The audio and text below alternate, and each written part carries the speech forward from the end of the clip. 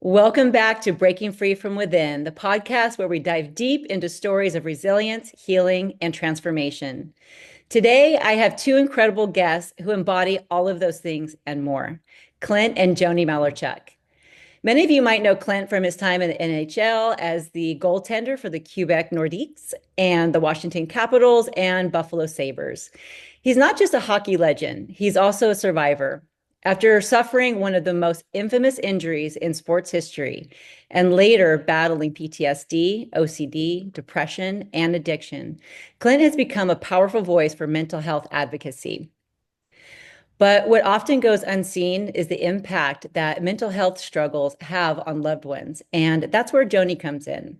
As Clint's wife and biggest supporter, she has walked this journey alongside him, experiencing firsthand what it's like to love someone through trauma and recovery. Today, we're talking about what it truly means to live with mental health challenges and what it's like to live with someone who's struggling with them. We'll also hear about their incredible work supporting veterans, their efforts to expand access to hockey as a healing outlet, and Clint and Joanie's upcoming appearance at the Sobriety Summit, where they'll be sharing even more of their story. I know this conversation is going to be raw, real, and full of wisdom. So let's get started. Clint and Joanie, welcome to the show. Well, thanks, Prairie. I don't know about the wisdom part, but it'll definitely be raw. Great. Good. So I'm just going to get into the questions right now. And the first one is, Clint, your story is one of resilience and survival. From your NHL career to your near fatal injury and later your battle with PTSD, depression, and addiction. Many people know about the injury, but what is something they might not know about your journey that played a key role in your healing? Well, my journey, I think a lot of people think because of the injury, that's where I st really started to struggle, that the PTSD, undiagnosed at the time, but and I struggled as a kid. I really did. I struggled with anxiety, depression. My dad was kind of an abusive alcoholic. And so was that the cause? I don't know, but I really struggled as a kid too. So then what I didn't know at the time with trauma, like almost losing your life, like I did, that makes if you're predisposed to anything like I was, it explodes. I had no clue. I had no Mhm. clue. I learned that way later down the road about trauma and PTSD. But yeah, so a lot of people just think that Clint Malarchuk had this bad injury, had PTSD, which caused a lot of mental illness problems and self-medicating with alcohol. No, it started way before that. Mm-hmm. Mm-hmm. Yeah, that makes sense. It's definitely very relevant for a lot of people. Joan, you've had a front row seat to Clint's struggles, his victories, and everything in between. What was the moment that you realized that this wasn't just Clint being Clint, but that he was truly fighting for his life? What Wow, was that's a good question. Mm-hmm. Because there's two Clints that she's seen, Mm-hmm. a pretty even, nice guy, yeah. and then there's the evil twin that, with mental illness and self-medicating, would come out. But you go, Mm-hmm. when did you figure that out? Well, I think it was when we moved here to Nevada. We moved here like right after we got engaged. Probably a year with us being together. His life of the party personality. He was coaching hockey, so he was home and gone back and forth.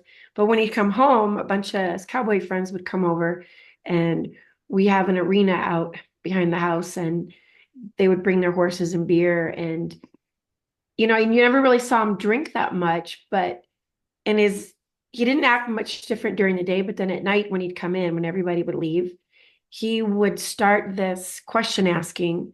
And at first I didn't think anything of it, but then, after 3 or 4 weeks of the same questions every night, and it was always directed at me. Why do you love me? Are you sure you love me? The Mm-hmm. same questions, but he would say, well, last night you answered really quickly, so and you're pausing tonight, so maybe you don't mean it. Mm-hmm. But when it just became over and over and over again every single night, and you would just have to keep answering the questions until he got so tired that he'd pass out and go to sleep. I thought, okay, something's wrong. This is not right. Mm-hmm.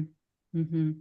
Yeah, that makes a lot of sense. Seeing signs and symptoms and just, really paying attention. This is not making sense. Things aren't adding up right now. What is going on? Yeah, those can be really tough questions to start diving in deeper to learn more. Okay, so this question is for both of you. What's the biggest misconception people have about mental health in athletes and high achievers? Another good question. I think that that in general, people think that people that are successful or an actor or an athlete or something, that they are super got their stuff together Mhm. because they're successful. They're at the high, for me, I played at the highest level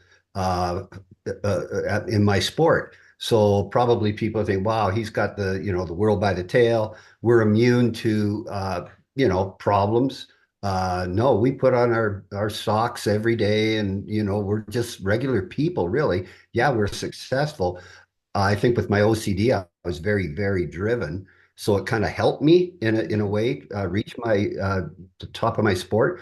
In the end, it hurt me for sure, Mhm. um, and ruined my career.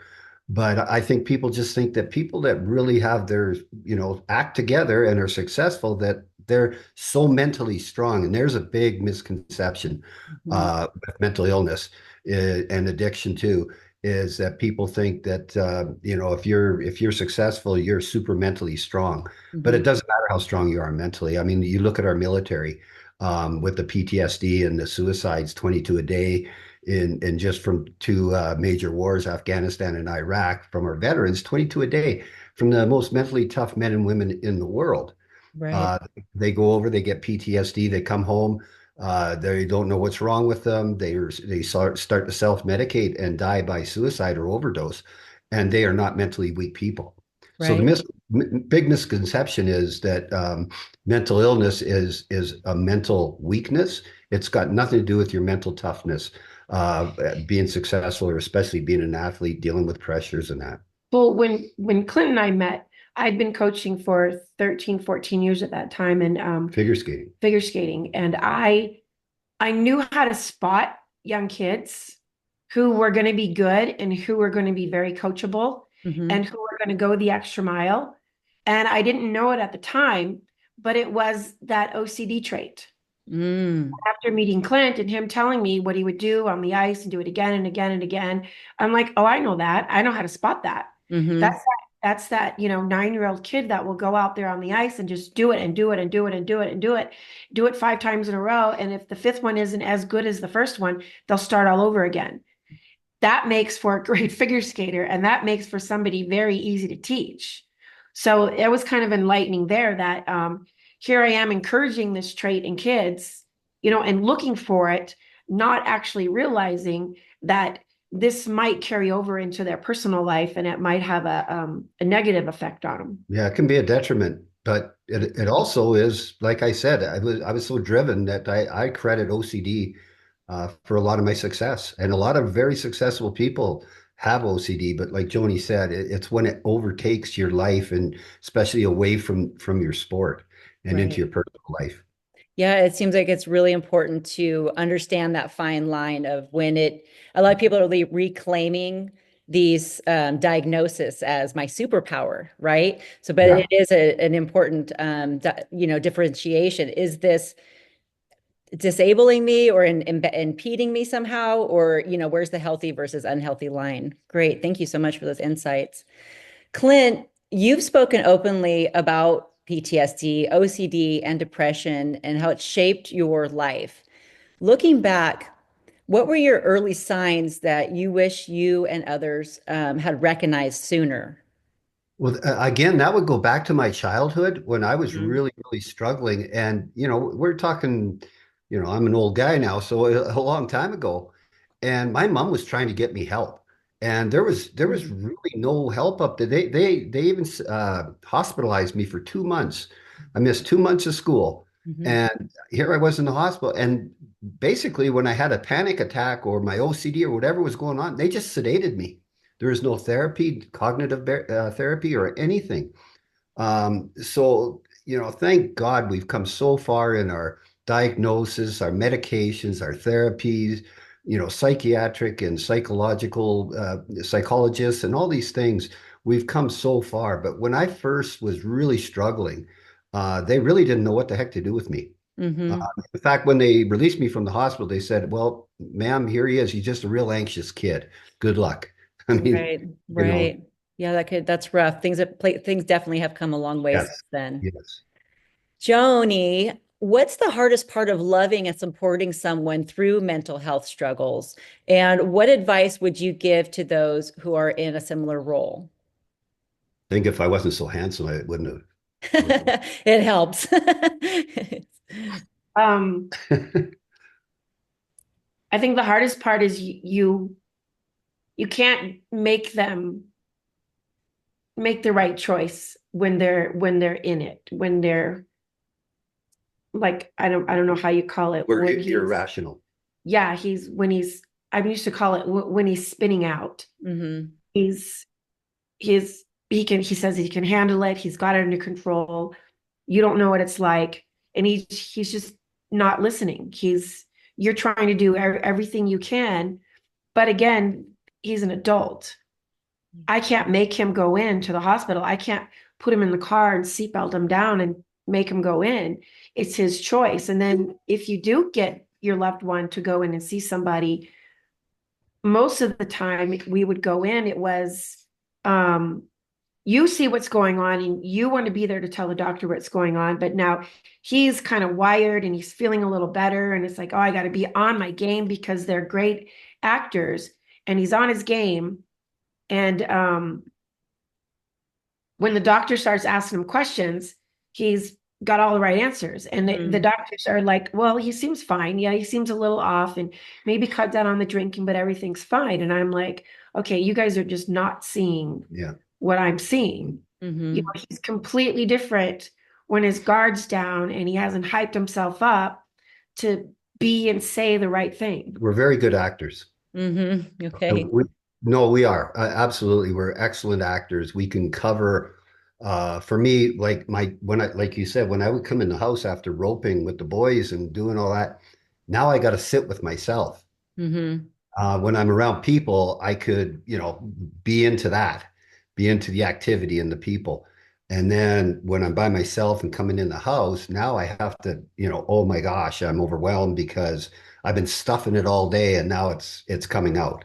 Hmm. So I was able to act all day and just kind of get into my element. But that time when you have to be by yourself or just with Joni, it was, And you could see it. He would say, I can't turn my head off. And then I'd look at him out around everybody else, and it's like his brain activity was directed at everybody. I mean, he had the right comeback, the quick comeback, the this, the that. He knew this answer. He could listen to 4 or 5 different conversations at once, and he was laughing and doing everything. And it was like when all that outside stimulation was gone, he Hmm. was left with it all turning in on him. And it was like he just couldn't handle it. we're, Right. like I said, we're very good actors. I was like Brad Pitt, except better looking. Mm. Fight Yeah. Club. All right.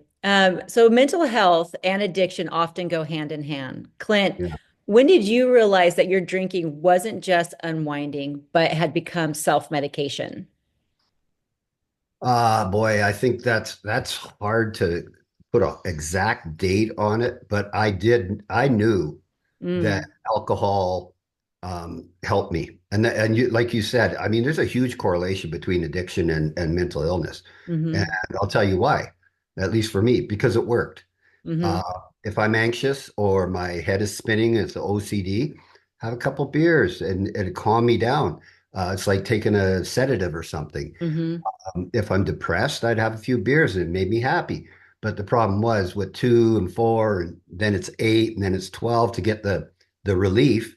And then you're drinking just because you need to drink. Hmm. Your body needs it. And that's where I was. And yeah, it was definitely self-medication. It was my medicine. When did I realize it? I think early on, very early on. Hmm. Uh, you know, even before, way before I was even diagnosed with any of this stuff, I used alcohol.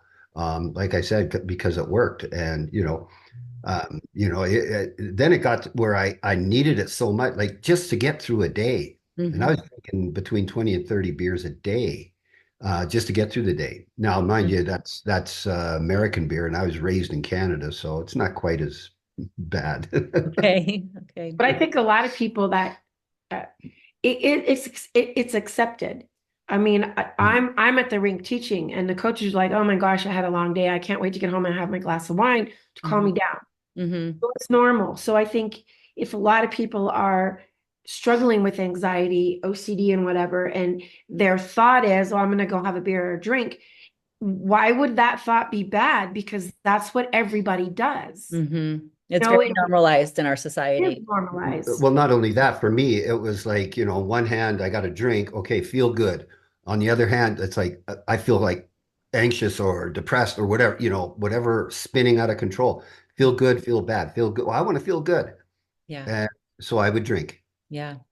Yeah. And you hadn't done the work yet to address the underlying causes and issues that were going on. So there wasn't like Well, any other option.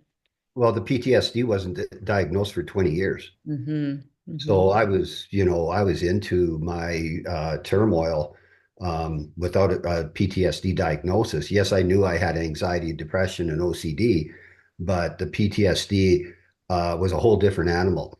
It caused a lot of the same things like anxiety and panic attacks and things like that. But I just attributed it to my mental illness that was diagnosed already. Hmm. I had no clue that PTSD and anger.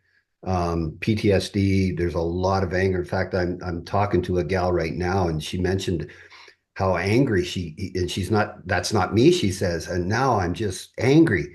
And I think, and this is personal, I just think when you have PTSD, you lose the ability to control your emotions, your anxiety, your depression, and you really get frustrated, and it comes Hmm. out with anger. That I know that for me is how I think that PTSD.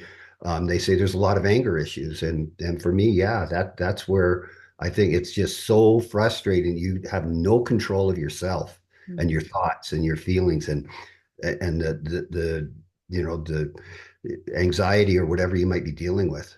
Yeah, the anxiety, there's a lot of that fight or flight feeling. And it Yeah. sounds like you kind of got that anger and the frustration can be kind of the fight, choosing to the fight energy kind of, coming up and it can be really rough just not having the words to express what you want to say or I've heard you talk about your childhood and just not having a lot of voice when you were younger.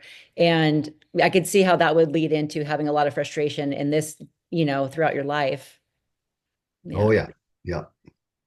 Okay, well, I want to move on into the your current projects. You both have dedicated your lives to helping others, especially veterans, access mental health and addiction treatment. Can you share how that work has started and what impact you're seeing?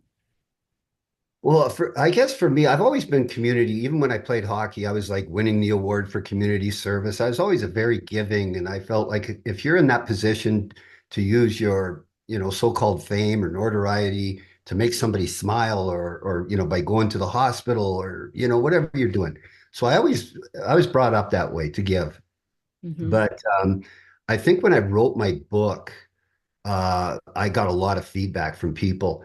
I knew there was people. That's why I wrote the book. I knew there was people struggling. I didn't know. Of course, I didn't think anybody was as bad as me because that's how we think.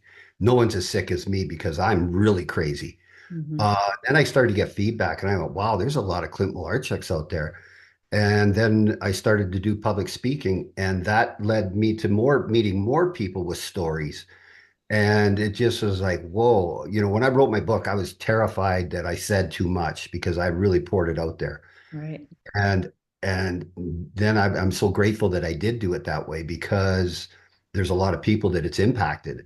And people go, wow, I'm not the only one. This guy was an athlete and wow, he struggled, so it kind of helps the notoriety or the success that you may have had. But it just got us more and more visible to people and people reaching out to us. And then when I survived my suicide attempt as well, I felt like God spared me for those that are still suffering. And Mm-hmm. once I healed and got it recovered and everything, it was kind of like my mission, Yeah. really. I was built that way, but still now I'm really got the fuel. And so, yeah, I co-founded a facility to help people that struggle. And I'm the president. And so being a service is huge because you get out of yourself and into others, and it's almost selfish, really. Yeah, it's win-win because it helps me, but it's helping people. But Mm-hmm. I'm not ashamed to say, hey, I do it for me too, Yeah. because it really does make me feel good. And like I said, God spared me for those that are still suffering. I'd be doing a probably big disservice if I didn't get that message from God, go, Right. oh, Yes. uh, Yes. yeah, so that's kind of the motivation behind it. We've always been wired that way. Both Joni and I are very community minded, giving. Shoot, we do. Yeah, I'm not going to go honestly, Mm-hmm. but somebody's in need, and this is really kind of cool because um, a lot of spouses would not put up with what I sometimes do, as far as for instance, this guy he couldn't get to our facility. He needed a plane ticket. He had no money. Mm-hmm. And I'm like, should we buy him a ticket? And Joni's like, yeah, let's buy. My point is, some spouses would say, no, I don't think you should be wasting your money on. You're doing enough with the facility. And Joni's built the same as me. There's never a time where she's like, no, I don't think she's got a big heart, and so it's always kind of cool that way that I don't have to put up with that other that type of person, I guess. Sounds like you both have a huge heart. You brought up your suicide attempt, and something that I reflect on sometimes is when I first started my own counseling, my counselor revealed to me that I was a very impulsive person. And I had never even thought about that. I thought it was tit for tat. They do this to you, you do that to them, and try to get the upper hand or whatever. And something that I feel like I've often heard from survivors of suicide attempts and surviving family members of people who have completed their suicides, is that the message is kind of like have everything that you're going through is temporary. It's something, even if it's not going to pass tomorrow, it could pass a year from now, it can pass later. Can you just speak to that a little bit, like a little bit of advice you might have to somebody who is contemplating suicide?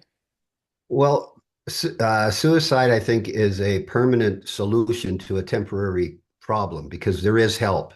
Hmm. Um, and people don't maybe they don't think they got to reach out, because people are there to help.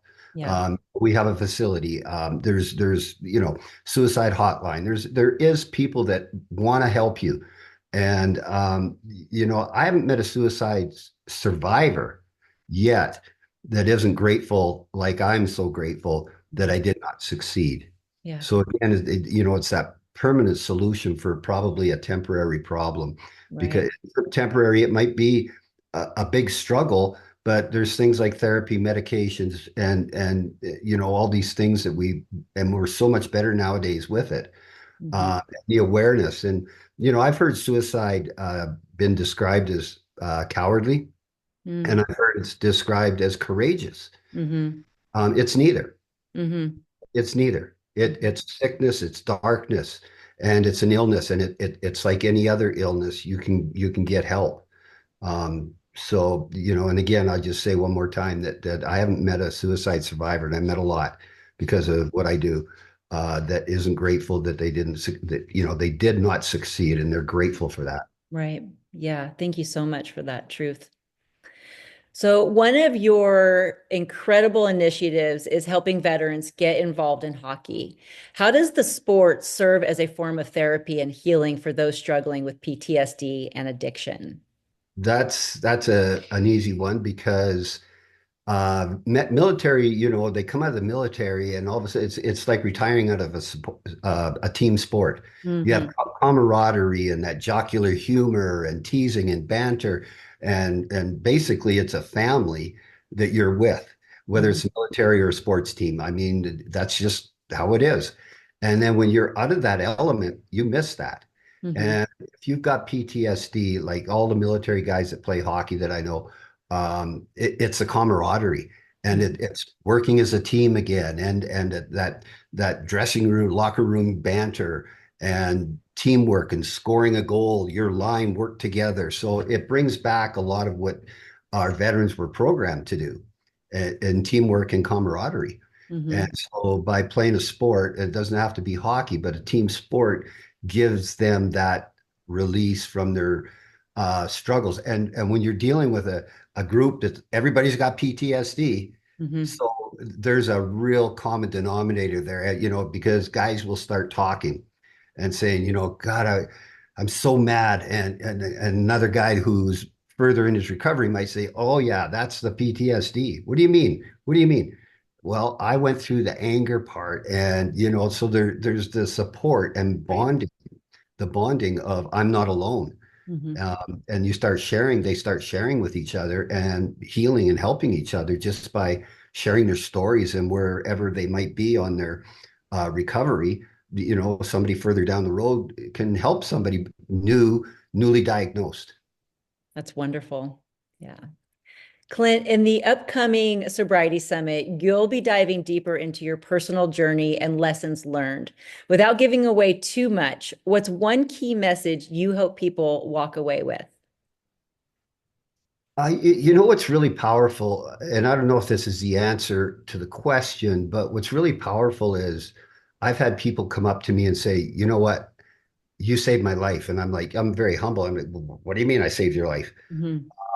I read your book, or I heard you speak, or I heard an interview or a podcast like this.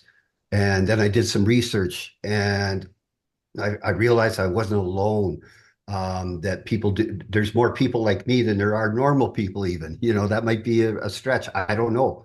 But I sure learned that there's a lot of people that really are in dark places and that struggle. And I think that the message that I think we like to give is, we went through hell. I Yeah. mean, this lady went, I was the victim, I was the sick one, Hmm. but my God, I damaged her, especially with my anger and my verbal abuse. And and thank God she knew, like, your parents were super supportive and said, that's not Clint. he Hmm. he's struggling, there's something. And otherwise, because that evil Clint, the guy that's acting out, wasn't a good person and not easy to be around. And I just think that people need to know that, this is part of whether it's mental illness, PTSD, and then add in addiction, especially the addiction part. They're so intertwined, the self-medicating that, but there's light at the end of the tunnel. You just have to find the resources because they're out there. You Hmm. got to ask. You got to be a little proactive. Hmm. And like Joni said, I was like, oh, I'll be all right. I'll be all right. Well, until I shot myself. And then I had to get help. I was forced. Don't do that. Don't go that far. I mean, get the help now. Make the call. Well, and I think what a lot of people realize after we talk too is that it's almost like the way they act, the things they say, and where they go is all the same. Hmm. I think Yeah. that was the one, what a couple of first time we spoke together that I spoke with Clint, a couple of the spouses came up and said, he says that exact same thing to me. And I know I had gone to the Betty Ford Center for the Family Week and Hmm. listening to all the family members talk about their loved ones who are struggling and the things they said, it's exactly the same. And I remember sitting there going, why am I taking this so personal? Like, he's not even being unique about it. He's saying the same thing all these other people are saying. And I thought, so I remember the next time I saw him, I was like, yeah, sorry, having a bad day. I gotta go. Hmm. You really you take the emotion out of it and you start looking at it for what it is. But Hmm. when you're in it and you don't know of anybody else that's going through it, everything they say pierces you so personally. And it's the same thing, a person 5,000 miles is saying to their spouse. So Right. Yeah. My latest podcast is about internalized depression, the messages we receive from other people, people who aren't necessarily the best people to send us message or implant messages into our brains. Negative self-talk and projection, and how that all intertwines with recovery and addiction. There's a very strong interplay there, and so if Clint's feeling terrible about himself, and then it has all this negative self-talk, it's no surprise that it turned into a lot of projection and meanness. Oh yeah. Boy, Yeah. I've never heard that. I like that. That's very good. Yeah. And That's Joanie, I was thinking about you going through all of this, like how much you can't help but take it personally. This person I love, why am I not enough to make him stop this behavior? But at some point, you must have realized that it wasn't about you. You had to take the personal element out of it, I'm imagining. Yeah. I think that was a lot. My parents, I mean, I was raised in a completely different household than Clint was. Mm. Uh-huh. Um, we were raised to, like who you are. Yeah, you're gonna have bad days, but that's not who you are. Mhm. So I think having my parents there just kind of reiterate all the time, that's not Clint. That's not the Clint I know. And I mean, he'd be on the phone ranting and raving. My dad would call and I'd give my dad, listen to this. Mhm. And Mhm. my dad would laugh. Mm. yeah. I would be so upset, like, Dad, this is not funny. He goes, well, it kind of is. And then my mom, the same thing. Like when you would escaped again from Alcatraz. He had escaped from or was leaving Treatment or treatment something. center, walking downtown Sausalito with his cowboy hat on, pulling his roller back, calling me on the phone, asking me to buy him a plane ticket. My mom's laughing on the phone. I sitting next to me, and I again remember crying, looking at her, going, "Mom, this is not funny." She says, "Well, think about it. He's in a cowboy hat. He's walking down the street, yelling at you on the phone. He's got counselors following him. It is kind of funny." Yeah. The visual is kind of funny. It is. In But hindsight, at the moment, I'm sure it was a rough one. Well, and they were very much to, if you ever want to leave, if you ever don't can't handle it anymore, just let us know and we'll help you. We'll support you. We'll be behind you, whatever you want to do. But Mhm. if you do want to stay, we'll support you too. Mhm. But you've got to try to do whatever you can, and you've got to try to um, keep yourself healthy and just keep trying to talk him into getting help. So they were there no matter what. I always knew I had a safety net to fall back on. see, Mhm. Joni's upbringing was different. Like she actually likes herself. She loves herself. And Mhm. I, to this day, still have to work on loving myself. Mhm. Seriously, my default mode is guilt and shame because Mhm. I grew up in guilt and shame. It's almost like if I'm not feeling anxious and guilty and shameful, something's wrong. You know, Mhm. you Mhm. almost uh, you know, what do you call it? Sabotage. Sabotage, Yeah. self-sabotage yourself without even knowing it. Yeah. And I think one more thing, Prairie, it's important for people to know because we're talking mental illness and things like that. There's so many people that are not mentally ill, Mhm. but it's emotional distress. They're Yes. they're going through something, they may have lost a loved one, they're going through a divorce. These are traumas, Yeah. and they affect you just like a mental illness would. Yes, it's not clinical, but it's still the same emotions and feelings. And in some of those people to get through those things might self-medicate. Yeah. It's You know, not you meant. could you can delineate and figure out what your emotional addiction pattern is by looking at maybe the top or at least the top three relationships in your life. It would be you and Joni, and then maybe whoever else are the most common people in your lives, maybe you're a kid. And then what are your most common arguments with those people? And then what is the most common feeling you have with that person? And that tells you a lot about the kind of energy that you expect out of that relationship and what you kind of expect out of the world. And when we have belief systems, we actually will create scenarios in which to reinforce those belief systems because of course we want to believe what we want to believe, right? We look for validation of those belief systems. So like my son always argues with me, it's always drama, and so and it's kind of more of like a subconscious kind of thing. We expect the argument, we expect the drama, and then we attract people in our lives additionally who validate those belief systems. So where it's like an energetic thing and it's just a whole cycle. We can identify what these main belief systems are. We can nip them in the bud and start recognizing them. And it takes, consciousness and awareness to actually really do that work. That's what you talked about, doing the work to That's a get through great this. point. It's like a magnet. If you're negative and always complaining and verbally complaining, you're gonna find somebody that's the same way, and you can sit there and cry to each other about how unfair life is. Very Right, true. Very right. true. Yeah. Joni, for those living with a partner or a loved one, you've kind of touched us on a little bit, loved one facing addiction and PTSD, what's one thing they must hear from someone who's been there in their shoes? One thing. Don't take anything personally and Hmm. educate yourself. Find out as much as you can about it. So It's good. yeah, I think that the more I understood about it, the calmer I was about it. It didn't frighten me so much. I mean, I knew it was there, and it's still scary to see somebody go through it because they have to make the choice. But yeah, don't take when they're spinning out, don't take it personally, and then just get as much education as you can on it. That Right. was good. That was really Yeah. good. I learned from you. Oh, you did. The best You were teacher. living with me, not from me. Okay, so this question is for both of you. If someone listening right now is struggling but feels like they can't ask for help, what would you say to them? Well, I would think, what's the alternative? You Hmm. know, you're going to struggle, maybe self-medicate, maybe, think about suicide or try suicide. So the alternative isn't good.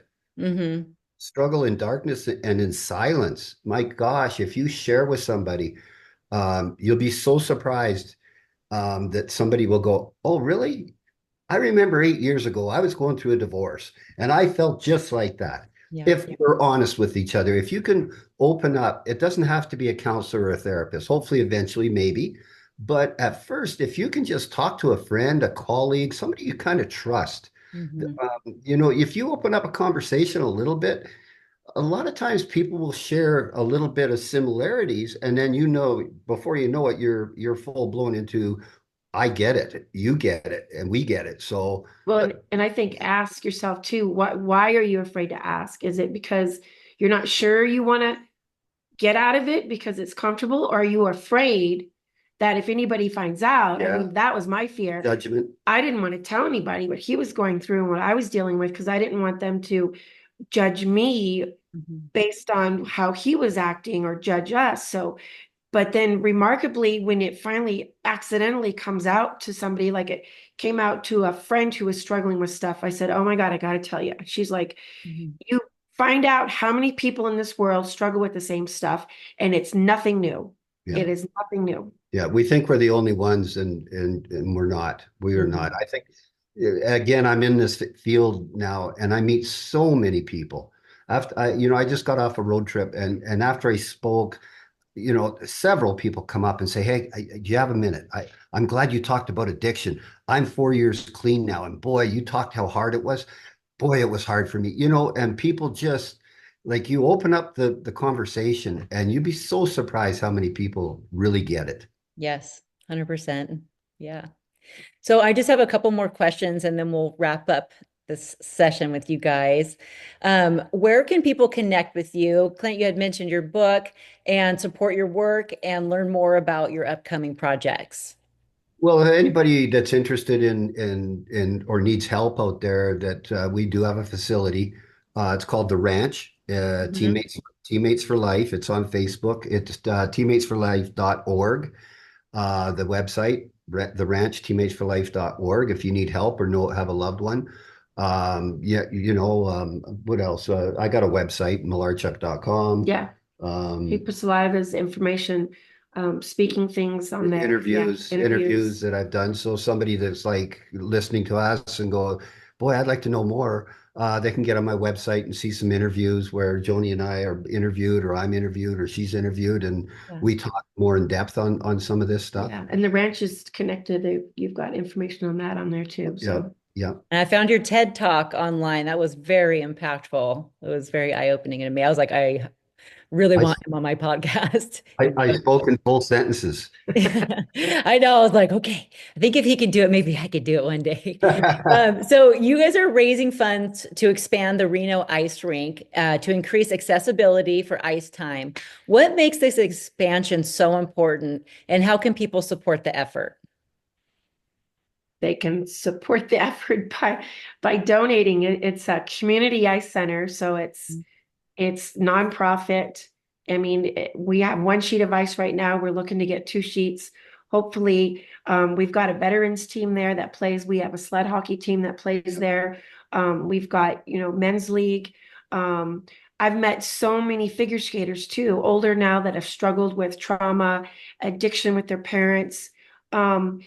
We're busy from 5 a.m. in the morning till midnight almost every single day of the week. If we had another ice surface, which means more donations, if we could put that other ice surface in, that would mean more veterans hockey teams, more sled hockey teams, more place for kids who are dealing with trauma, parents who are dealing with trauma to come and have an outlet, in a safe place where they can have an outlet and not worry about anything. Wonderful. You get to meet this good-looking lady here. Yeah, you can find me at Reno Ice. Good. I love to see you in your element when I got to visit in Reno. Okay, so we're just gonna last question here.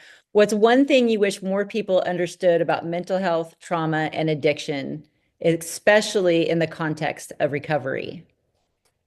Well, I think the stigma is huge for addiction and for mental people that struggle with mental illness. And again, I said it before, it's not a weakness. Hmm. Either one, it's not a weakness. It's a sickness. It's an illness. And with the stigma, people still perceive things as you're weak, and you're not. So anybody that struggles needs to know that they're not weak. And the judgment is so we're getting less and less judgmental because more and more people are coming forth with their struggles. You know, celebrities, Hollywood, all these people, and I think that really helps people understand that this is. And again, I'm going to use the veterans. I mean, the most mentally toughest, strongest men and women in the world struggle with mostly PTSD and addiction, self-medicating. So I just think people got to understand they are not alone. This is an epidemic, really, as is our suicide rates. So let's join together and heal and help each other. Recovery is gratifying. It's life changing. There's so many positives to getting into recovery, whether it's addiction or mental illness or both. It's nothing but better. Nothing but better. Mhm.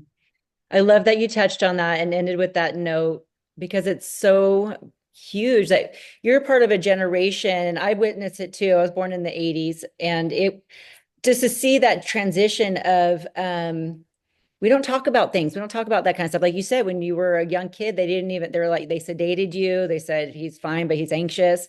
They didn't have language for all this stuff. And you're part of this movement of helping to normalize this. And I don't think there's anybody that's more perfect than you because you are like a man's man, and you've been through the journey, and you are here with this message of saying, ask for help.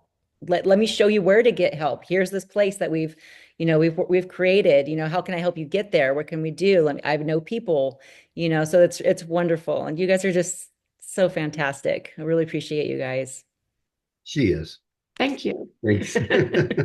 All right. So we're just going to wrap up here. If today's conversation resonated with you, you do not want to miss the Sobriety Summit. Clint will be sharing even more of his powerful story, diving deeper into the journey through PTSD, addiction, and recovery. And Joanie will be there also to offer her perspective on what it means to support a loved one through mental health struggles.